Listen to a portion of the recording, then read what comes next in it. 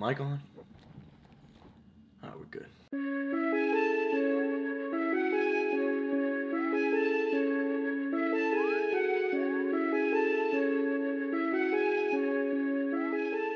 I just like this. Hey, yo, what's good? It's your boy Sneakers. Welcome back to the channel. If you guys are new here, make sure to hit that subscribe button because we are trying to get to 29,000 subscribers by the end of this month, which does end in 3 days. And also, while you're down there, you might as well just give the video a thumbs up because today we are doing a review on the Yeezy 500 in the blush colorway. So this is actually my second time recording this video. The first time around, the mic was completely off. That's why the first clip of this video was literally me asking if the mic was on because I completely screwed up. I recorded this way after I actually recorded the first one since I actually have these shoes, which you guys saw on my Snap. If you guys follow me on Snap, you guys would know. But if you guys don't, go ahead and scan the code right here and follow me because you don't want to miss anything that I post on Snap. Honestly, my Snapchat is dumb lit. It's more lit than my actual YouTube videos, unfortunately. So anyways, without further ado, let's go ahead and get this review started. So to start off, we do have a new box. It does come with a 500 instead of the 350. The other thing that did change is that this right here does not say Yeezy 350 anymore. It says Yeezy 500, of course. And also there's a space right here because before this used to be up there, and then down here it said adidas.com/Kanye, which is still the same website where you get your Yeezys from on adidas.com. However, I got these from Yeezy Supply, so maybe that's why it doesn't say that there, but I'm not exactly too sure. If that's the case, let me know in the comments below because I completely struck out on adidas.com when I tried to get this sneaker,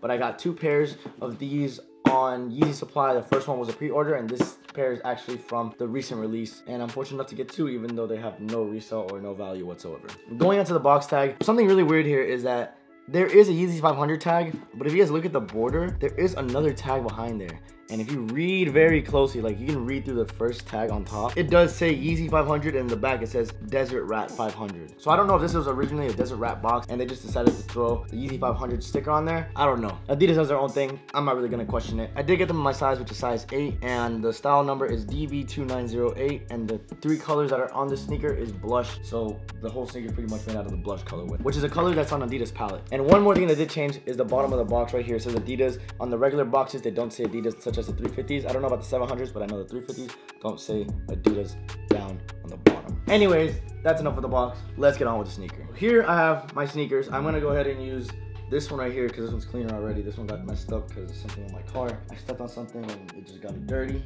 And Jesus, they got dirty too quick, bro. So this sneaker I've been seeing a lot of people wear. I went down to Miami Design District yesterday and I saw quite a few people wearing them. That shows that a lot of people probably got their pairs. I was able to get 2, and I usually never get lucky to get 2 online manually. But anyways, that's enough of that. Let's go ahead and talk about the actual sneaker. This silhouette is completely brand new. I don't have the Desert Rat or the yellow ones, so this is actually my first pair of the 500s. Did they even release the Desert Rats or did they cancel them? Let me know in the comments down below because I don't exactly remember. I'm pretty sure they canceled them or they replaced them with another drop. But I'm 100% they released the yellow ones with a whole bundle, and you had to spend like $760 for those. But anyway, starting off with the tongue, this does consist of a mesh upper, and here it has like some clear lining on the sides. What the purpose of that is, I don't know. You guys can see those lines right there. There's like a line right there and this line right here. So yeah, the tongue has leather on it as well as the mesh. And if we go down a little more, we do have the toe box completely made out of suede, and that suede carries back to midway through the shoe on both sides, and it also carries onto the first 2 eyelet patches, and the top one does go almost to the back heel, and then we do have mesh in between there, and then we do have some areas that have mesh on them, and then in between that we have this material right here, which is actually seems like a leather to me. I think it is pigskin leather because the quality is really soft. It's really nice. And above that, there's the lining right here. If you see that, that lining is actually reflective. If you guys saw my Snap, like I said, if you guys follow me on Snap, you guys would know because I posted a picture with the flash on,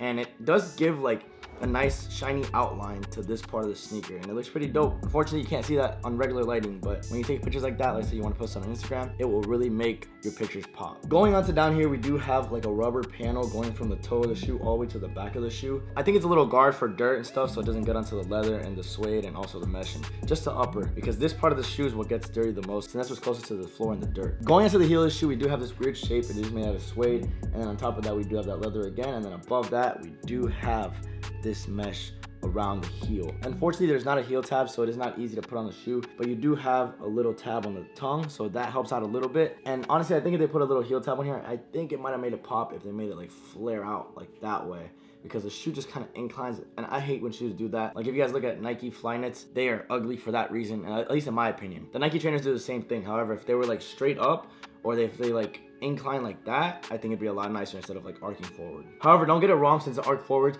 you might think that it's gonna stab the back of your ankle, but that's not the case. Like, this sneaker is mad comfortable. There's actually a lot of padding around the ankle and also around the tongue. And yes, I do have a shoe tree in there, but it is one of these white ones from IKEA, which you can purchase for $1. You have to go to the physical store and purchase these if you guys want them. They're literally 99 cents each. There's a white transparent one and a black transparent one. The white ones are a lot more flexible. The black ones are a lot more stiffer. So for this sneaker right here, I think I'd use the black one because it is not made out of prime knit. It is made out of leather and suede, and the black one would hold that up a lot better and make it keep its shape. These white clear ones I would use more for knit sneakers. Moving on to the midsole, we do have a different kind of midsole. If you look at the bottom, it has this weird pattern on it. It's like yellow, green, red, and yellow again. I think these pads are mostly where your pressure points lie on your feet when you're standing up or walking. This red area is your arc, so this is the part that gets probably the least pressure, since that's the part that's not really touching the floor as much. I think that means that there's more cushioning in these areas than in here, but I really can't feel the difference. Going on to the top, we do have Adidas right here, the Adidas logo, and then you have the Yeezy logo, and then we have the Ortholite right there, which means that this insole was made out of their Ortholite technology, which is supposed to be more comfortable than the regular insoles. Unfortunately, these sneakers don't have boost, but I think the Ortholite insole does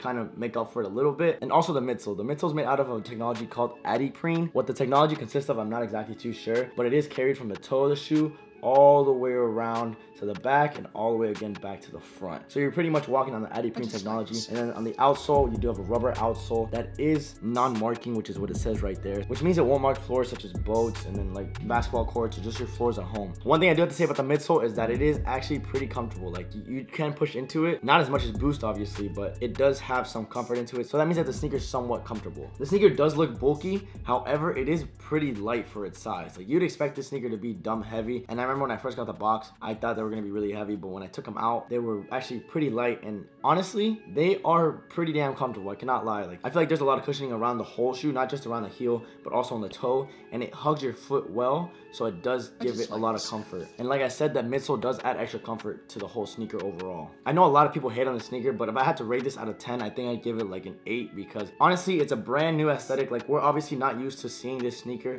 every single day, so we're not exactly attracted to the sneaker. So I feel like the more that we see it, the more we're gonna get attracted to it, and the more popular the sneaker is gonna get. And honestly, they did a great job. Everything is a plus in this sneaker. I cannot find a negative in this sneaker other than the fact that it doesn't have boost, but you already know it's not gonna come without boost. To give it a 10 out of 10, honestly, it'd have to be 100% really nice, and also would have to contain boost. But those are the two reasons I dropped those 2 points off and just gave it an 8 out of 10. Oh, one last thing I forgot to mention, the quality on the sneaker is very, very, very, very good. Like, there's no flaws, there's no stitching, there's no glue showing, and there's no paint bleeding or anything. So they really did a good job with this. Let me stop talking now, because I know you guys want to see what these look like on feet.